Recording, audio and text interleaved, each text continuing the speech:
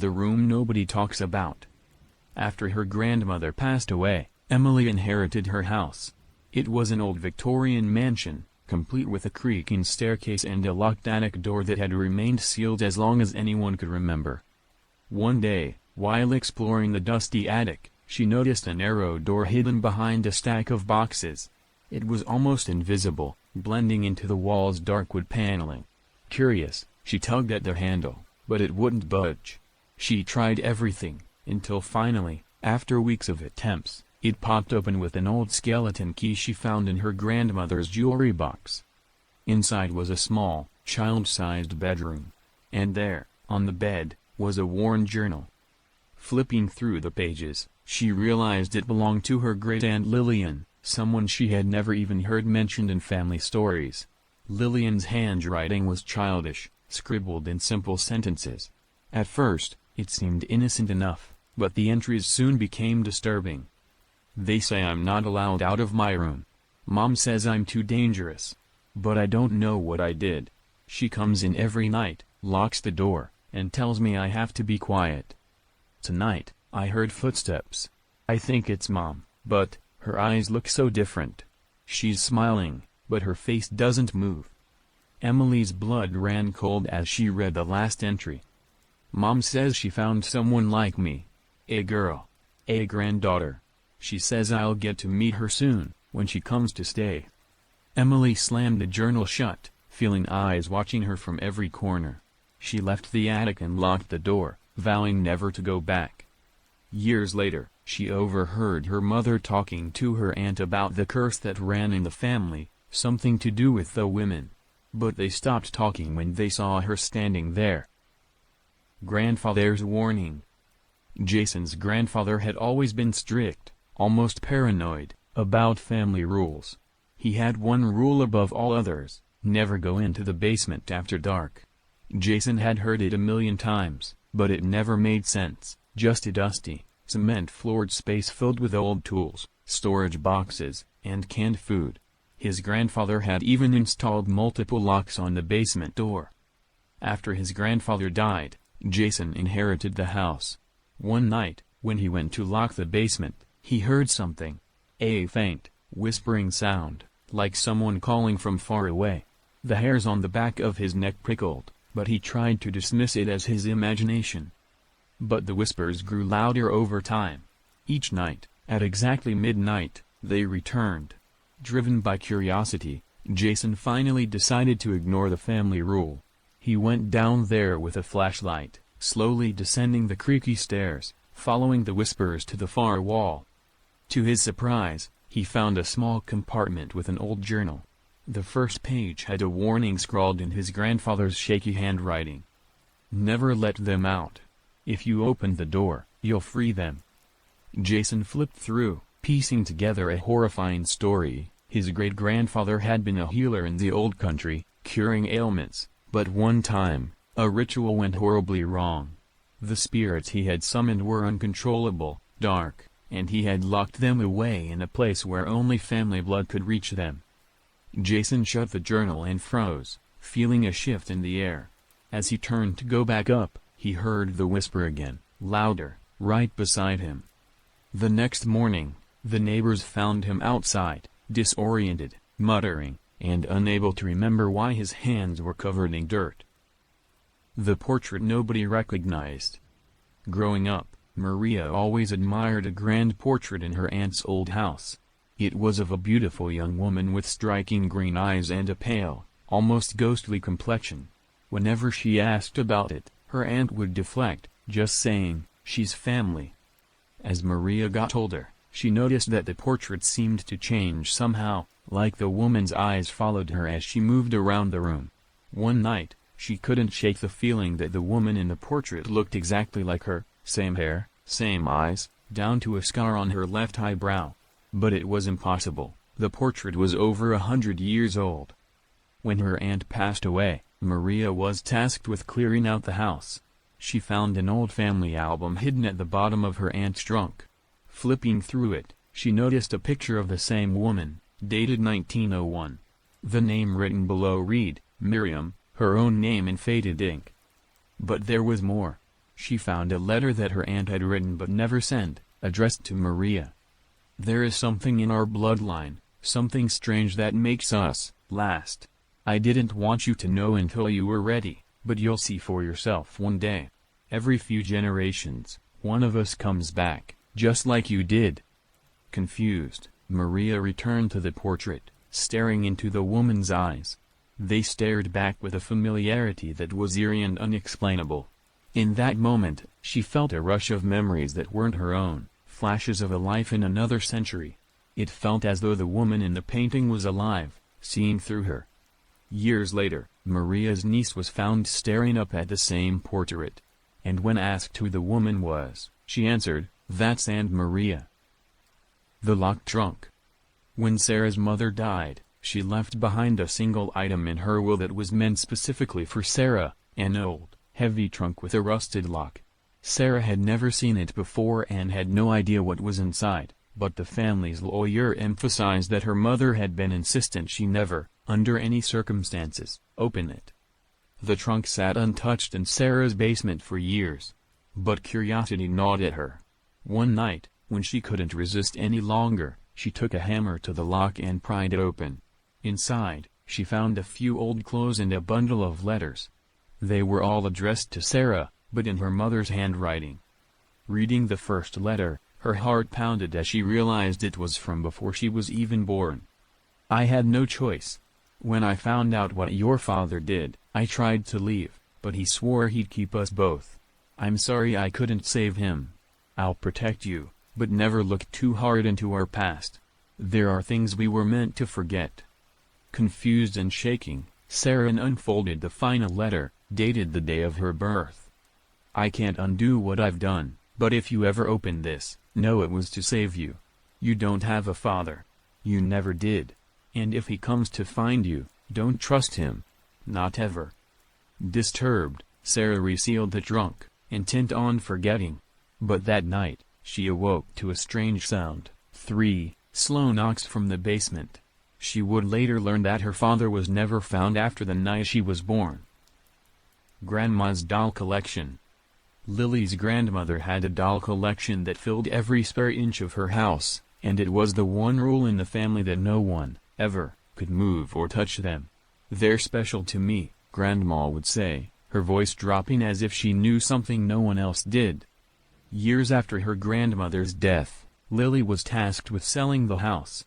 She had avoided it for as long as possible, remembering the unsettling dolls in every corner, some with faded, unblinking eyes, others with disturbing smiles that seemed too lifelike. One by one, she began boxing them up, hoping she'd be able to get rid of them without a second thought. As she moved a large doll, a note fell from underneath it, old and yellowed. In her grandmother's shaky handwriting, it read, "Each doll holds a piece of them. They must stay here. Otherwise, they'll want to come home." Frightened but determined, she packed up every doll and stored them in the basement. But the first night in her grandmother's house, she awoke to a soft, childlike giggle. When she flipped on the light, she froze. One of the dolls had been moved. It was sitting on the edge of her bed, facing her, with its tiny hand stretched out as though reaching for her. The following night, another doll appeared in her room. She tried taking them all outside, but they always seemed to find their way back in. She eventually left, abandoning the house to the dolls, hoping they'd never come looking for her. The heirloom ring. Ever since he was a child, Sam had admired his grandmother's ruby ring. It was ornate and mysterious, a large, dark red stone set in an intricate silver band. When she died, she left the ring to him, with the stipulation that he was never to wear it himself. Confused but curious, Sam kept it in a drawer. One night, though, he decided to put it on, marveling at how it seemed to shimmer in the dark. Instantly, a wave of unease washed over him, but he brushed it off as his imagination. That night, he dreamed vividly of his grandmother, who appeared younger and more beautiful than he had ever seen her in life. She smiled at him, but her eyes were cold. "Thank you for wearing it, dear. I've been waiting for someone to put it on." Sam woke in a sweat, his finger feeling strangely heavy. When he looked down, the ring felt tight, almost as if it had fused with his skin. He tried to pull it off, but it wouldn't budge, and in the days that followed, his reflection began to change. His eyes looked sharper, his skin paler, and his features somehow older. He stopped recognizing himself in the mirror. Years later, his family would find a note in his belongings. "I've given the ring to my grandson. May it live on." No one knew exactly where the ring came from, but rumors in the family whispered it was once cursed, something about the soul looking for another body to live in. The ghost in the family photos? Ava had always felt like there was something strange about her family photos. Every few years, her mother would take down all the old pictures, replacing them with newer ones, as though they were trying to forget the past. But one day, while looking through an old album, Ava noticed something chilling. In each photograph, there was a faint figure in the background, a woman with long dark hair and a sad, vacant stare. Ava hadn't noticed her before, but she was in every picture, always standing behind her father, watching him. When she asked her mother about it, her mother paled and closed the album. "She's no one, Ava. Forget you saw her." But Ava couldn't. She began to dig deeper, and after some research, she discovered an old family secret. Her father had once been engaged to another woman. On the day of their wedding, she disappeared without a trace, and his family had erased all mention of her. Determined to find answers, Ava visited a local historian, who warned her to be careful. When the dead aren't at peace, they stay close to those they once loved. That night, Ava awoke to a chilling sight, her father's fiancée, standing at the foot of her bed, eyes hollow as she whispered, "You look just like me." From that night on, Ava began seeing the woman in every reflective surface, a silent reminder of her family's secret that wouldn't rest until someone paid. The funeral pact. When Jake's uncle passed away, the family gathered at his house to mourn, but there was an unusual tension in the air. Late that night, Jake's father sat him down and told him something he'd never heard before. "Your uncle made us promise that if anything ever happened to him, we would bury him by moonlight. Only family members are allowed, no one else. And you have to keep it quiet." Confused, Jake agreed, assuming it was an old family superstition. But as they began digging the grave under the pale light of the moon, Jake's father looked nervous. "There's a reason for this," he said quietly, eyes darting around as if they were being watched. "He made a deal a long time ago, something he was never supposed to survive. But you have to bury him right, or he'll come back." Later, as they were lowering the casket into the ground, Jake thought he saw something moving in the woods nearby, a tall, shadowy figure that seemed to watch in silence. His father rushed them to finish, throwing the last shovelful of dirt and whispering words Jake couldn't understand. That night, Jake had nightmares of his uncle, his face twisted and pale, with an eerie grin as he whispered, "Don't think this is the end, kid." When he woke up, he found a single muddy handprint on his window, as though someone had tried to pull themselves up and look inside. The empty crib. When Claire moved into her childhood home to care for her ailing mother, she found herself drawn to the room at the end of the hall. It was the nursery, the same one her parents had kept locked up since she was a child, and she had never understood why. Her mother had never answered any questions about it. While her mother slept one night, Claire snuck into the room, expecting to find nothing more than some old furniture. But she was shocked to find an antique crib covered in dust, a small mobile hanging over it. The room was eerily preserved, as if someone had left in a hurry but planned to come back. The wallpaper was peeling, revealing faded paint, and a single blanket lay crumpled in the crib. Curious, Claire dug around in her mother's things and found an old, hidden scrapbook. The first few pages contained baby pictures of her, but then, strangely, there were other photos of a baby she didn't recognize. This child looked like her, with the same dark eyes and curly hair. Then, on the next page, she read a shocking note in her mother's handwriting. "Evelyn, born December 1st, passed December 3rd. Claire, born December 4th. Her breath caught as she pieced it together. The dates overlapped. Her mother had lost a child only days before Claire was born. But what was stranger was the name, Evelyn. She had never heard her mother mention it, and it almost felt like her mother had kept it hidden on purpose. That night, she lay awake, listening to the old house creak. A faint lullaby floated down the hallway. Startled, Claire went to check on her mother, but she was fast asleep. When she looked toward the nursery, she swore she saw something, a shadow leaning over the crib, rocking it back and forth. She backed away, shaken, and could have sworn she heard a faint voice whisper, "Evelyn." The key in the garden. When Daniel's father passed away, he left him a cryptic note along with his estate. The note read simply, "In the garden lies the answer to our family's secret. Keep it buried." Intrigued, Daniel spent days wandering the garden, looking for anything unusual. Finally, near an ancient tree that his father had often warned him not to climb, he noticed a patch of ground that looked slightly raised. Digging, he unearthed a small metal box with a single key inside and a letter. The letter was short and chilling. "This key unlocks the truth, but you'll regret knowing. Some doors should never be opened." Defying the warning, Daniel searched the house for a door that matched the key. After hours of trying, he found an old trapdoor in the basement he'd never noticed before, almost completely hidden under a rug. The key fit perfectly, and with a heavy creak, the door opened to reveal a narrow, dark passageway. Inside, he found a room lined with shelves, filled with old books, journals, and photos of people he didn't recognize, people who looked remarkably like him. One journal caught his eye, dated nearly a century back. As he flipped through, he realized with growing horror that it was a record of his family's lineage, but each entry ended with a disappearance date. According to the journals, every few decades, someone in his bloodline would vanish without a trace, only to reappear in these pictures, unchanged. He was the next in line. That night, Daniel heard whispers calling him from the basement. He hasn't slept in peace since, but he never goes near the garden, and he's never dared touch that key again. The Family Recipe Book. When Anna inherited her grandmother's handwritten cookbook, she thought it would be a fun way to keep her memory alive.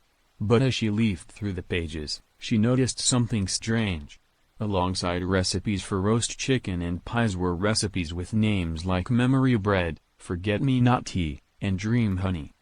Intrigued, she decided to try making one of them, dream honey, a syrup that promised vivid visions. As she tasted it, her surroundings seemed to blur, and a strange vision came over her. She saw her grandmother, young and vibrant, standing in a room with several people Anna didn't recognize. They were chanting softly, and Anna recognized something in their ritual, a twisted version of a family prayer. In her vision, her grandmother turned toward her, as if sensing she was watching, and whispered, "Some recipes aren't for cooking, child. They're for binding." Anna snapped back to reality, shaken. Her grandmother's cookbook was no ordinary family heirloom, it was a spell book of sorts, full of secrets designed to keep people silent, erase memories, and summon visions. She felt watched from that moment on, and sometimes, when she passed the book, she could smell herbs and honey even when the kitchen was empty. She decided to keep the book hidden away, untouched. But every so often, she'd swear she heard her grandmother's voice humming an old lullaby, just under her breath, warning her not to look inside. The secret in the floorboards. Liam's grandfather always told him there was gold in the floorboards if he ever needed it. It was a family joke, his grandfather's old-fashioned way of saying they could make money if they ever fell on hard times. But after his grandfather passed away, Liam became curious about the truth behind it. While cleaning out his grandfather's house, he decided to investigate. Lifting the floorboards in the study, he found a small, hidden compartment filled with an assortment of items, a locket, a small child's shoe, and, disturbingly, a piece of paper with his grandfather's handwriting. "To my son and his son, I leave these gifts. Every generation must make its sacrifice." Confused and slightly horrified, Liam dug deeper. He found a series of old journals, documenting bizarre rituals his grandfather claimed to have performed to protect the family. According to the journals, his grandfather believed that every generation needed to give up something, a memory, a possession, or even a person, to keep the family safe. The more he read, the more he felt as if he was being pulled into something dark. One entry, in particular, stood out. The floorboards must stay closed. What lies beneath is not dead but waiting, kept at bay by the family's offerings. If we fail, it will come for the bloodline. Liam quickly replaced the floorboards, and he couldn't shake the feeling of eyes on him, watching from every dark corner of the house. He left that night, vowing never to return, but in his dreams, he still hears his grandfather's voice whispering, "Don't break the seal." The Man in the Mirror. Growing up, Sophie's family had one rule: don't look in the hall mirror at night. Her grandmother was especially strict about it, insisting it was bad luck. As a child, Sophie never questioned it. But as she got older, she began to wonder what her grandmother was so afraid of. One night, unable to sleep, Sophie decided to break the rule. She tiptoed into the hallway and stood in front of the mirror, watching herself in the dim moonlight. As she stared, her reflection seemed to shift. Her own face began to distort, almost imperceptibly, until she saw someone else's features, a man's. He had her eyes, but they were colder, emptier. She blinked, and he was gone. Disturbed, she returned to bed, only to be woken by a loud bang. The mirror had cracked, a spiderweb of fractures spreading across its surface. The next morning, her grandmother's face went pale when she saw the mirror, and she pulled Sophie aside. "He's one of ours, you know," she whispered. "An ancestor who got trapped in there, waiting for someone to look too long and let him back out." From that day on, Sophie avoided mirrors at night. But sometimes, when she's alone, she catches a glimpse of him, the man in her family's face, watching, waiting. The box of letters. As a teenager, Lucy had always felt like the black sheep of her family. Her mother was distant, and her father was often away, leaving her with a nagging feeling that there was something about her life they weren't telling her. Years later, after her mother passed away, Lucy began clearing out the house. Hidden in the back of her mother's closet was a shoebox, tied with fraying string, labeled "From him." Inside the box, Lucy found stacks of letters. They were all addressed to her mother, written in beautiful, looping handwriting. The letters were filled with affectionate words, descriptions of places Lucy's mother had never been, and airy hints about a child with eyes that see everything. Then, in one of the last letters, the writer mentioned something that stopped Lucy cold. "When she starts asking questions, you must tell her.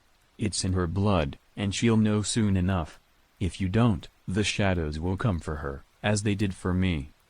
As Lucy read, a childhood memory surfaced, a man she'd seen once or twice, watching her from the edge of her playground, always with a sad smile on his face.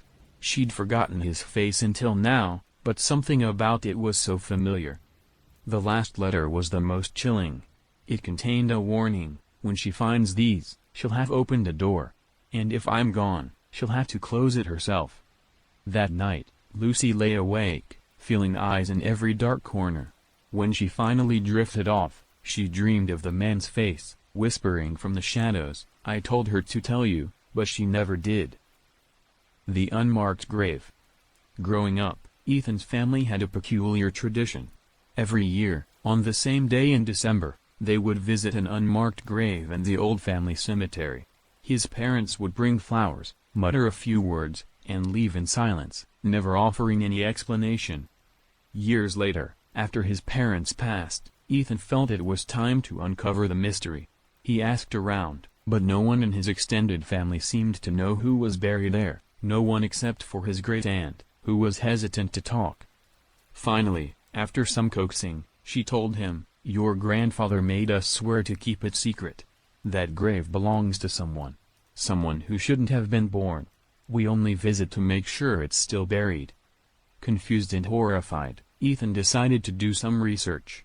In an old newspaper archive, he discovered a scandalous story from the 1940s about a man in his family who was rumored to have a hidden life. The article mentioned a child of the night that the family had disowned, a child never meant to survive. Determined to know the truth, Ethan visited the cemetery one last time and found the grave had been disturbed. The ground was overturned as if something, or someone, had clawed its way out.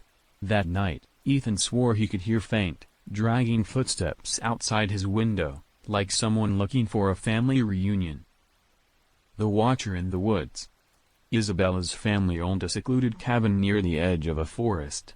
Growing up, she remembered her grandfather insisting that no one ever go outside after dark. "They're always watching," he would say, his voice low. When he passed, Isabella and her cousins returned to the cabin to settle his affairs. One night, her cousin Jack dared her to break the family rule. They wandered into the woods, laughing, but quickly, they noticed a strange silence had settled over them. No birds, no insects, just an oppressive stillness.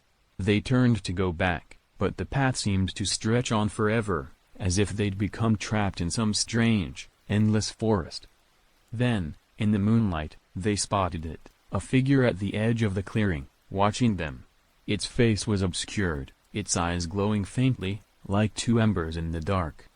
Rushing back to the cabin, they found an old journal in their grandfather's things. Inside, he had written about the Watchers, figures that had been haunting their family for generations, drawn to their bloodline. He had dedicated his life to keeping them at bay, warning that anyone who dared enter the woods at night would be marked. Since that night, Isabella feels their eyes on her, especially when she's near the woods.